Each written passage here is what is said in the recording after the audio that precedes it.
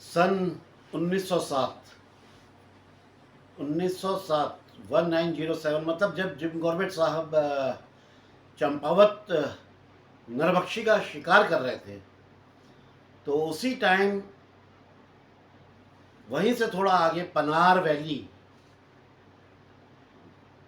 में एक तेंदुआ भी सक्रिय था। चंपावत मैन ईटर ने करीब 437 और पनार वाले तेंदुए ने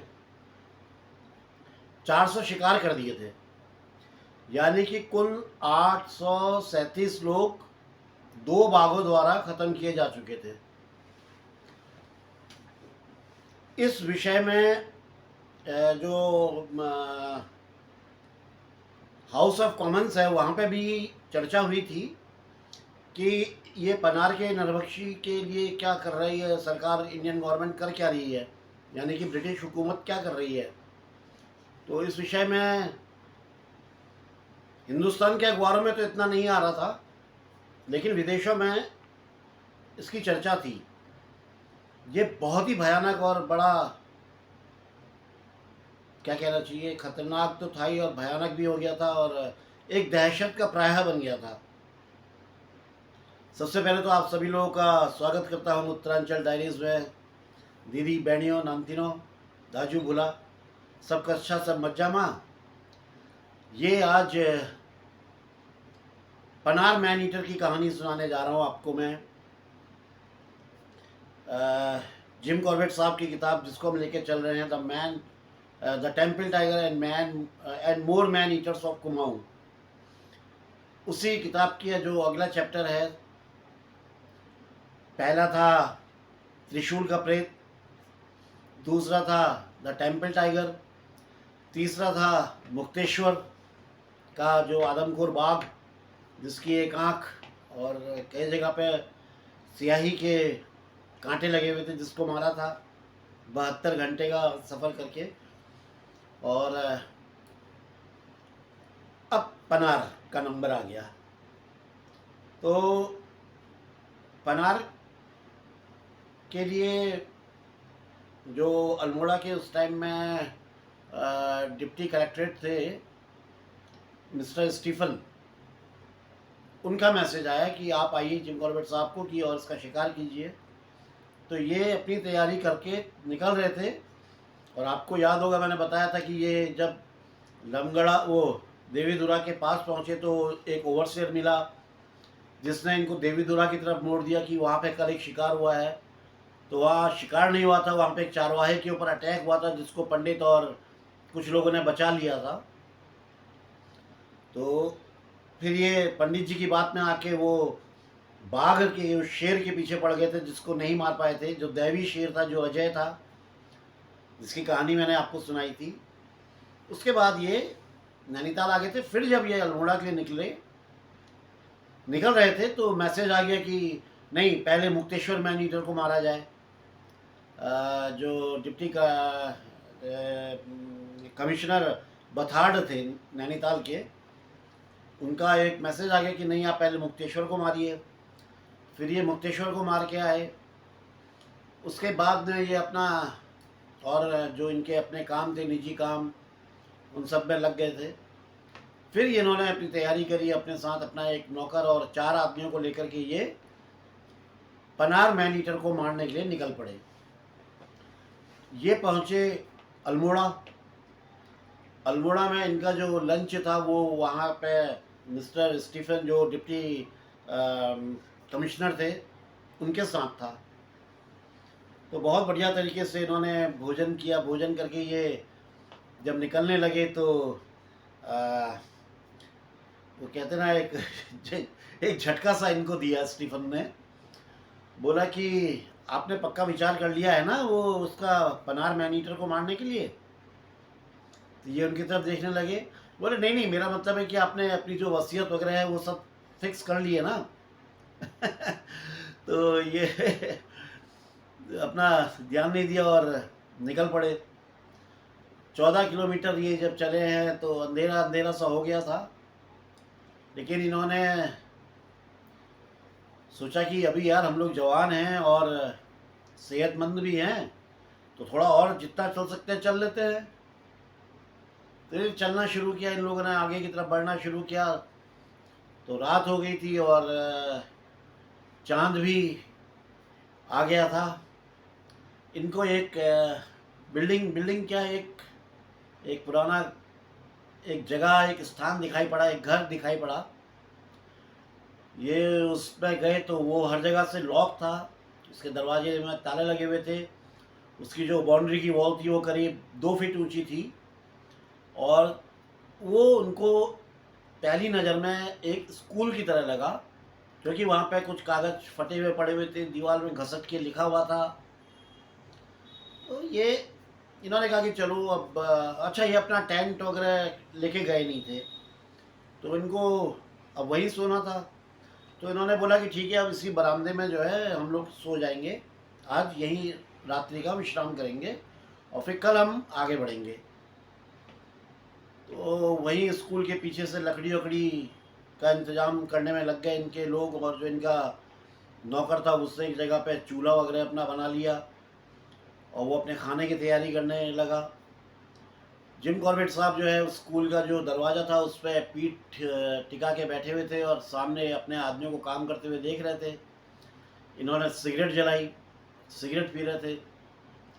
तो जो इनका रसोइया, जो इनका कुक था, जो इनका नौकर, जो इनका कुक था, उसने एक मटन की, मतलब एक जो लेग होता है पूरा, एक बकरे का पूरा एक लेग पीस जो है निकाला, जिसको एक अखबार में लपेटा गया हुआ था लाते टाइम वहाँ से, उसको निकाल के रखा और वो जो 2 फीट ऊंची दीवार थी उस पर रख दिया और पलट के वो कुछ काम करने लगा।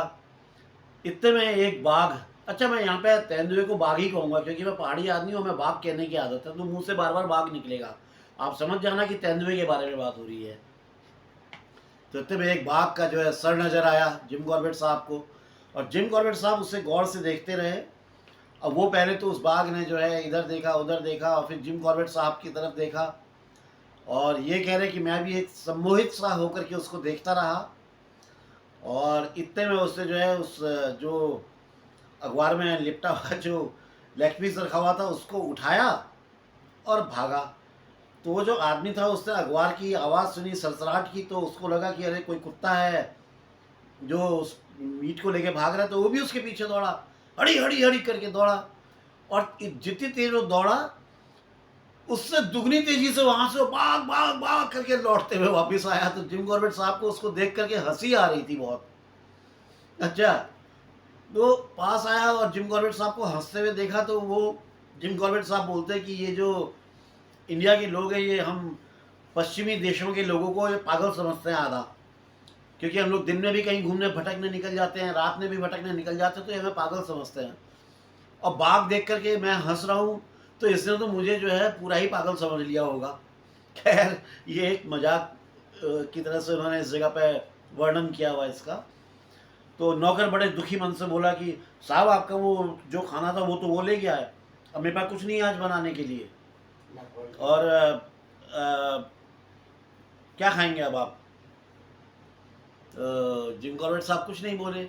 खैर थोड़ी देर में नौकर जो है कुछ बना के ले आया, ला करके उसने इनके सामने रखा। इन्होंने जो है कह रहे कि मैंने उस खाने को खाया और उस खाने के साथ में उतना ही न्याय किया जितना न्याय उस बाघ ने उस मांस के पीस के साथ किया होगा, यानी कि पूरी तरह से सफा चट कर दिया, अच्छी तरह से खा लिया। उसके बाद हम लोग वहाँ पे सो गए, क्योंकि वहाँ पे सोने में कोई रिस्क नहीं था। आदमखोर जो बाघ था उससे हम बहुत दूर थे। अगले दिन सवेरे हम लोगों ने अपनी यात्रा शुरू करी। तो हम लोग लमगड़ा पहुँचे और लमगड़ा में हमने अपना दिन का भोजन वगैरह किया। और उसके बाद में शाम होते होते हम लोग डोल पहुँच गए। डोल एक जगह का नाम है दोस्तों, लमगड़ा के आगे। अभी डोल में एक बहुत बड़ा आश्रम भी है, अब बहुत बढ़िया आश्रम बना हुआ है, जो मेडिटेशन योगा वगैरह वहाँ पे होता है। तो तब आश्रम नहीं था, वहाँ पे गेस्ट हाउस हुआ करता था। उस डोल गेस्ट हाउस में ये लोग पहुँचे, इन्होंने रात्रि विश्राम वहीं पे किया। अगले दिन सवेरे उठ के आप ने इतनी कहानियों में आपने अभी तक ये देखा होगा जिम कॉर्बेट साहब कितने अपने काम के प्रति समर्पित थे। ये बिल्कुल आराम नहीं करते थे। इनको अब आप ये देखिए 72 घंटे की जो इन्होंने मुक्तेश्वर वाली करी थी, उसमें कहाँ इन्होंने आराम किया था। जिस दिन सुबह 4 बजे रामगढ़ से चले थे, उसी दिन बाघ के पीछे पड़ गए थे। शाम तक उन्होंने वो जगह ढूंढ ली थी जहाँ पे बाघ ने शिकार किया था। रात भर पेड़ में बैठे रहे, बारिश में भीगते रहे। फिर दूसरे दिन रणनीति बना करके शिकार करने के लिए निकले और शाम को शिकार मार के आ गए। रात को 10 बजे खाल वाल उतारी, ऊपर मुक्तेश्वर आए और सुबह सुबह वहाँ से वापस नैनीताल आ गए। तो ये आराम नहीं करते थे। ये अपना वहाँ पे निकले, वहाँ के क्षेत्र में, वहाँ के जो गांव वगैरह हैं उन सब जगहों में घूम फिर रहे थे, अपना लोगों से बातचीत कर रहे थे। अच्छा, जो ये डोल जो जगह है, ये यहाँ से जो है उस आदमखोर बाघ की सीमा शुरू हो जाती थी। यानी कि उसने डोल से इस तरफ को अटैक नहीं किए थे, अभी सब उधर ही को किए थे, पनार की तरफ को। पनार एक्चुअली उत्तराखंड में अल्मोड़ा डिस्ट्रिक्ट में एक नदी का नाम है। पनार कोई सिटी, गांव या कस्बा नहीं है, एक नदी का नाम है जो कई बरसाती गधेरों से आके मिलके एक नदी बनती। गधेरे मैंने आपको पहले बताया है, बरसाती नाले को हम लोगों के यहाँ पे गधेरा बोलते हैं या गाढ़ बोलते हैं। तो ये कई गाढ़ गधेरों से आके मिलके एक नदी बनती है जो बरसात में बहुत विकराल रूप ले लेती है और अपनी जो नेचुरल जो उसका फ्लो है उससे कहीं गुना बढ़ के, यानी कि 10 फीट या 10 मीटर तक ऊपर तक पानी इसका उड़ जाता है। तो इसलिए उस एरिया में लोग खेती बाड़ी नहीं करते। लेकिन जब बरसात ख़त्म हो जाती है तो इसका लेवल फिर नीचे हो जाता है। तो पनार नदी वो है, और उसी पनार नदी के आसपास के जितने गांव थे, चाहे वो नदी के इस तरफ हो चाहे उस तरफ हो, दोनों तरफ के गांव में इस बाघ की दहशत थी। दोस्तों 400 इंसानों को मार चुका था ये बाघ। इमेजिन कीजिए 400 बाघ।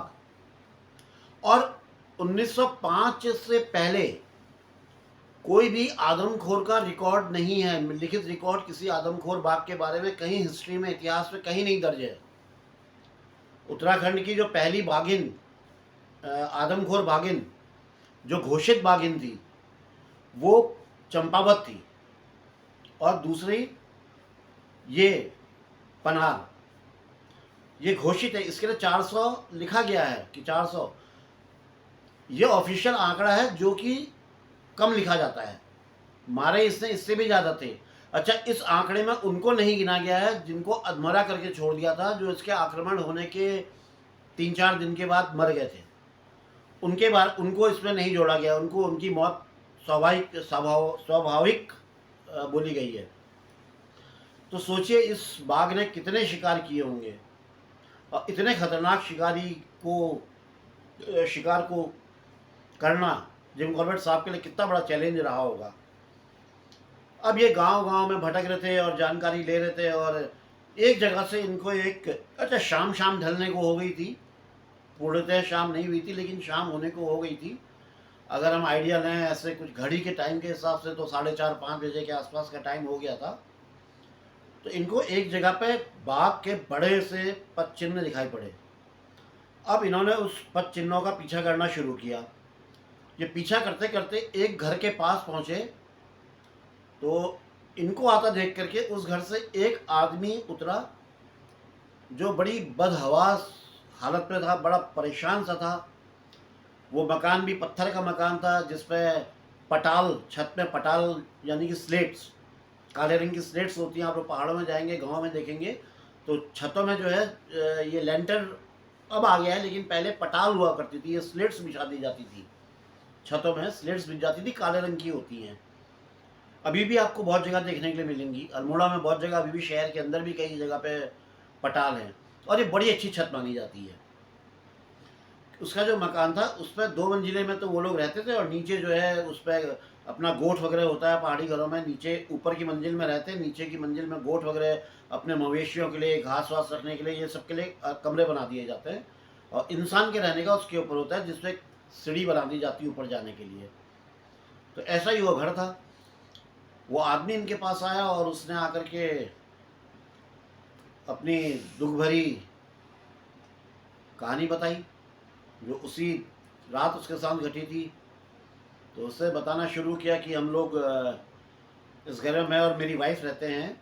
हम लोग ऊपर कमरे में सो रहे थे और मेरी वाइफ पीठ ऊपर करके लेटी हुई थी, चेस्ट के बल लेटी हुई थी, सोई हुई थी और मैं उसके साथ सोया हुआ था बगल में।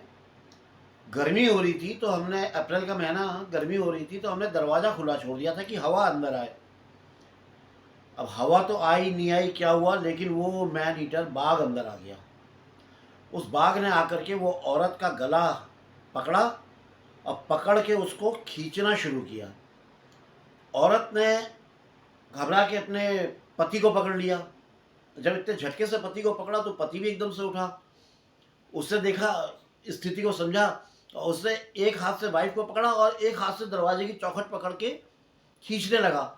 तो बाघ का जो, औरत थी वो पलटी होगी या सीधी भी होगी, तो बाघ का जो पंजा, जो उसे गर्दन पकड़ रखी थी, वो छोड़ी और अपना पंजा मारा। तो पंजा औरत के यहाँ से उसकी चेस्ट के पास में कहीं पे से लगा और उसने पूरा जो है 4 नाखून से पूरा उधेड़ दिया उसकी स्किन को। और ये आदमी ने उतनी देर में फट से दरवाज़ा बंद कर दिया। दरवाज़ा बंद करके ये दोनों कोने में एक सहम के बैठ गए और बाघ जो है बार बार जो है दरवाजे में ठोकर मार रहा था, तोड़ने की कोशिश कर रहा था बाघ। बहुत कोशिश करी और सवेरा होने को हो गया तो बाघ ने की आहट जो है वो, जो दरवाज़ा तोड़ने की जो कोशिश थी वो बंद हो गई। और वो आदमी, सोचिए कि क्या हालत हुई होगी उस कपल की। और उस आदमी की खास तौर पे, वो तो बेचारी कभी बेहोश हो रही है, कभी बड़बड़ा रही है, अर्ध मूर्छित है और सांस लेने में तकलीफ हो रही है क्योंकि गले में तो होल हो गए हैं उसके, सांस नहीं ले पा रही है। चेस्ट में अलग जो है घाव पड़े हुए हैं। कमरे के अंदर चारों तरफ से कमरा बंद है, खाली एक दरवाज़ा है जिसको बंद ही करके रख रहे हैं डर के मारे। खैर आदमी ने जब दरवाज़ा खोला तो आसपास कोई मदद नहीं, किसी को बुला सके। अगर किसी को बुलाना चाहे तो 1 मील दूर, सबसे नज़दीक में 1 मील दूर उसका गांव के अन्य लोग, अन्य बिरादरी के लोग। तो बेचारा दिन भर वो भी घर पे। तो जब उसे जिम कॉर्बेट साहब को आते हुए देखा तो थोड़ी सी उसको एक उम्मीद बनी। तो उसने कहा, साहब अब आप हमारे साथ ही हैं, रुक जाओ यहाँ, और ये तो बड़ा मुश्किल, नहीं तो आज ये मेरी वाइफ को 100% ले जाएगा। और जिम कॉर्बेट साहब भी जानते थे कि अगर बाघ ने अटैक किया है तो ये यहीं कहीं आसपास ही कहीं छिपा होगा, वो आज फिर कोशिश करेगा। और उसने मुझे भी देख लिया है।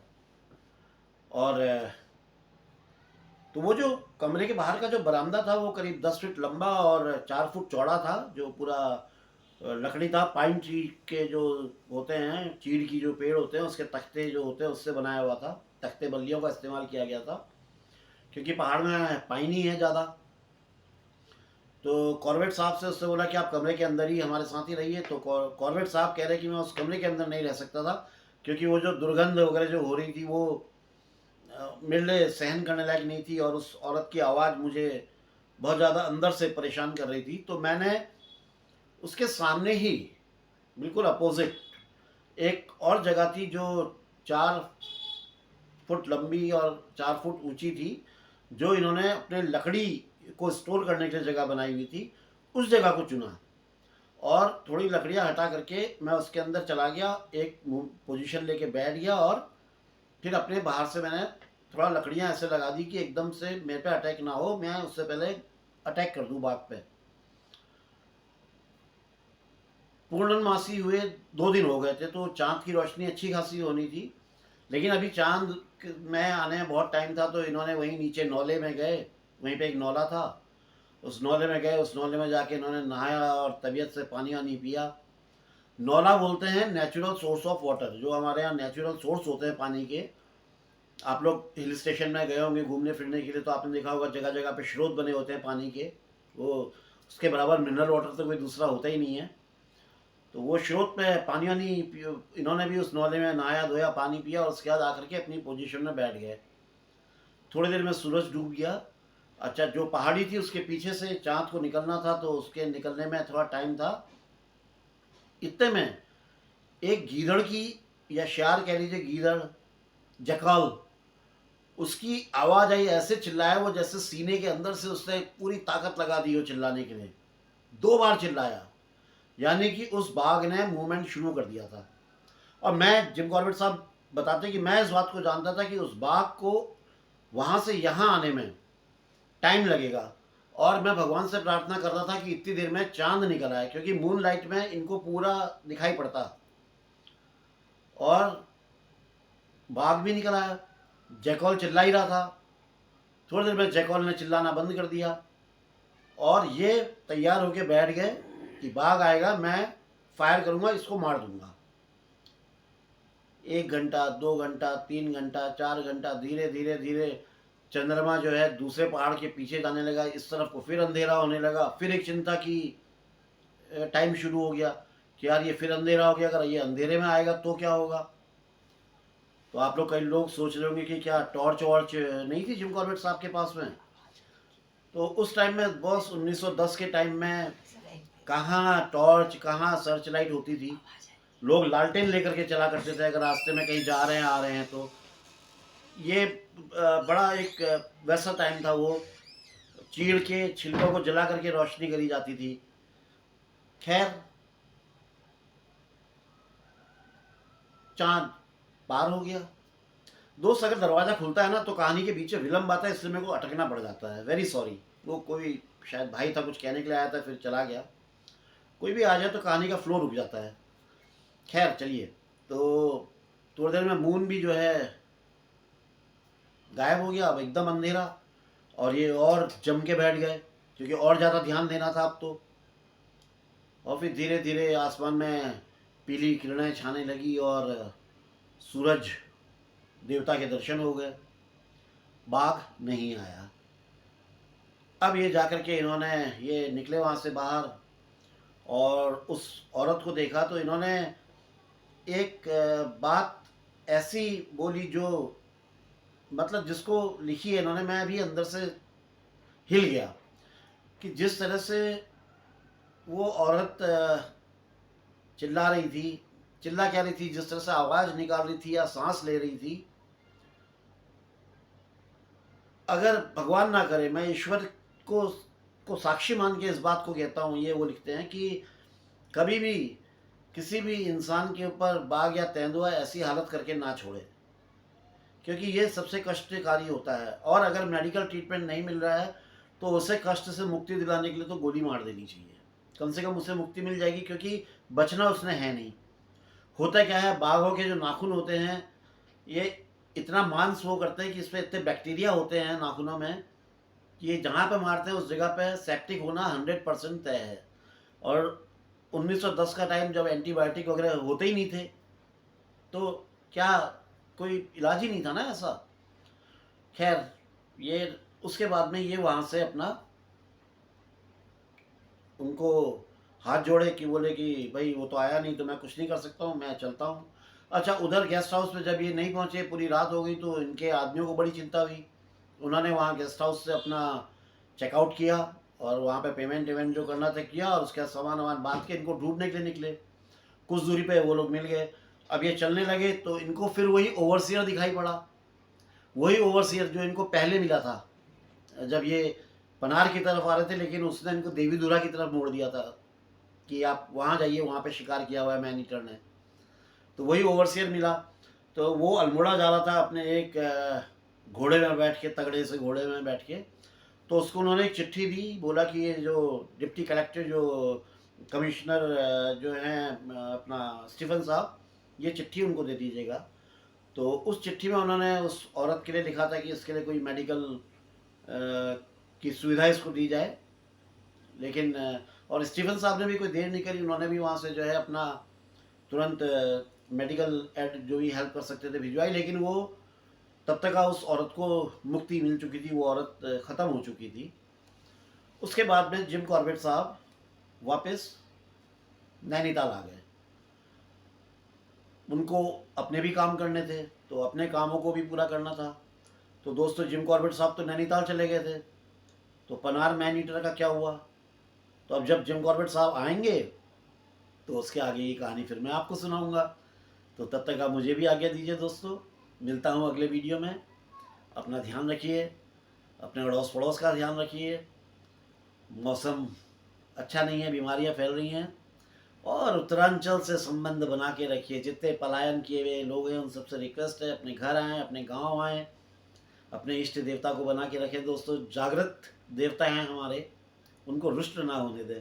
इसी के साथ मैं अपनी बात समाप्त करता हूं। दोस्तों, अगर मेरी कहानी पसंद आई तो लाइक करें, कमेंट करें, पहली बार आए हैं तो सब्सक्राइब कर दें।